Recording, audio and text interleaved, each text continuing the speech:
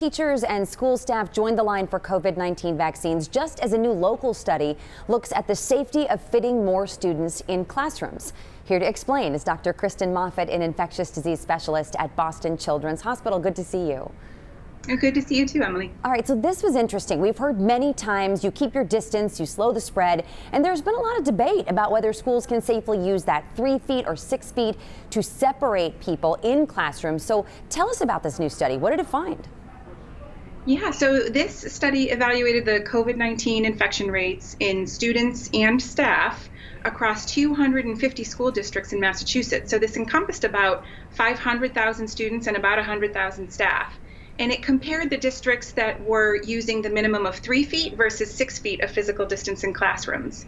And what it found was that there was no difference in COVID-19 infection rates in students or staff, depending on if they were abiding by the 3 feet or the 6 feet of physical distance. So I do think that this provides some in real life evidence that for the school districts that need to reduce to 3 feet of distance in order to be able to bring students back full-time in person in classrooms, that they can do so safely as long as other measures are in place, especially including masking. And that real-time evidence so important. Also goes along with testing. A lot of schools using pool testing now for students and staff. We're doing it in our district. Can you tell us a little bit about how this works, and also how does it prevent outbreaks, or does it prevent outbreaks?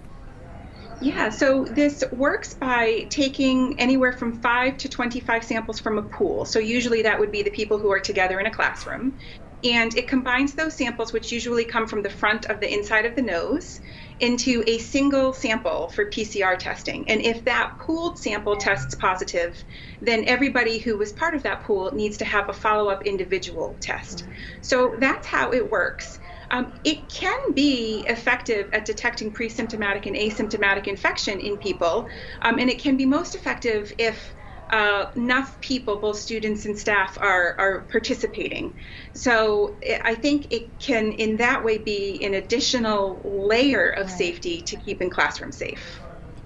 Do you know, from what we know so far with these testing programs, are we seeing a lot of positive cases?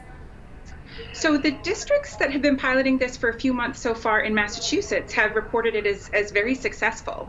And what has been reported has varied anywhere from about a dozen to sometimes a few dozen cases that have been detected in those districts. And that included over the time when cases were surging in Massachusetts. So I think in those scenarios, it does sound like it was helpful. So as those case numbers come down, hospitalizations come down, we know that these variants are starting to circulate, and we're learning new things every single day. Have you seen any evidence yet that any of these new variants might pose a greater risk to kids? We have luckily not seen evidence yet that kids are either more susceptible to more severe disease or just more susceptible in general to infection with any of these variants. But I think it's too early to say, really, for kids or for anyone, which is why it's still so important that we're following all of the safety measures that we've been taking when we're out in public, and that all of the ongoing surveillance and sequencing of the COVID-19 viruses that are still causing infection are still happening at rates that have been increased by the CDC. So they're doing more sequencing, which will be really helpful. All right, and we do all those things we know work. Just hang in there for a few more months. Dr. Moffitt, thank you for your time. We appreciate it. Yeah, thanks for having me.